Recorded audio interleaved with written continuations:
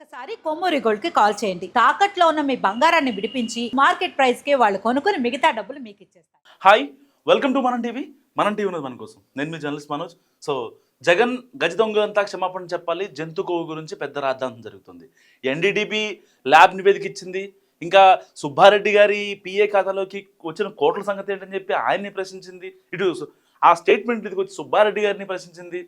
అసలు మాకేం సంబంధం లేదని చెప్పి వీళ్ళు కరాఖండిగా చెప్తున్నారు. మళ్ళీ పైపెచ్చి వీళ్ళేం మాట్లాడతారు, లేదండి యానిమల్ ఫ్యాట్ కలుస్తుందని చంద్రబాబు నాయుడు గారు మాట్లాడుతున్నారు, మన యానిమల్ ఫ్యాట్ కలవలేదు కదా అని చెప్పి వైసీపీ నేతలు చాలా కరాఖండిగా కుండ బద్దలు కొట్టినట్టుగా మాట్లాడుతున్నారు. ఓకే ఫైన్, బాగానే ఉంది.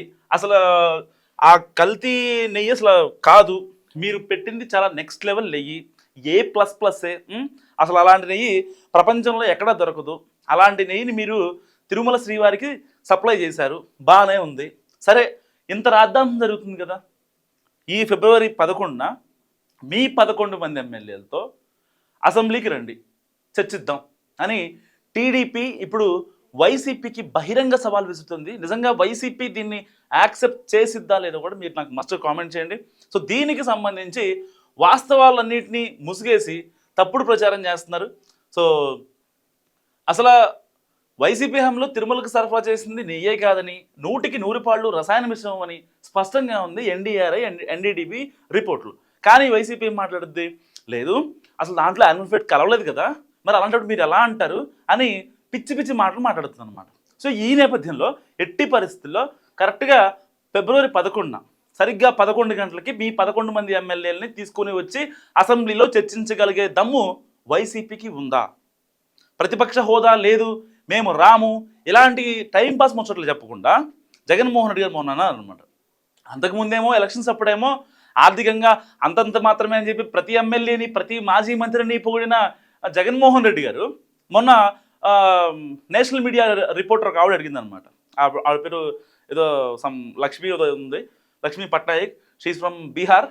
ఆవిడ ఒక మాట అడిగింది జగన్మోహన్ రెడ్డి గారిని. ఏమని, మరి మీ ఎమ్మెల్యేలేమో అసెంబ్లీకి వెళ్లకుండా డబ్బులు తీసుకుంటున్నారు కదా, ఇప్పుడు వెళ్తే ఎంతో కొంత వస్తాయి కదా అని చెప్పి మాట్లాడితే, మా ఎమ్మెల్యేలకి ఏం కర్మ, మా ఎమ్మెల్యేలకు అంత కర్మ లేదు, వాళ్ళందరూ వెల్ సెటిల్డ్ అని చెప్పి చెప్పారు. అప్పుడేమో ఆర్థికంగా అంతంత మాత్రమే అని చెప్పారు జగన్మోహన్ రెడ్డి గారు. మళ్ళీ ఇప్పుడేమో లేదు, వాళ్ళకి అంత కర్మేం పట్టలేదంట. అంటే ప్రజల చేత ప్రజల కొరకు ఎన్నుకోబడిన శాసనసభ్యులు శాసనసభకి రాకుండా, ప్రజల కోసం పరితపించకుండా, పోరాడకుండా, వాళ్ళ సమస్యలను పట్టించుకోకుండా ఆ డబ్బులు వద్దంట, గౌరవ వేతనం వద్దంట. సరే గౌరవ వేతనం వద్దు, ప్రజా సమస్యలపైన మాట్లాడాలి కదా.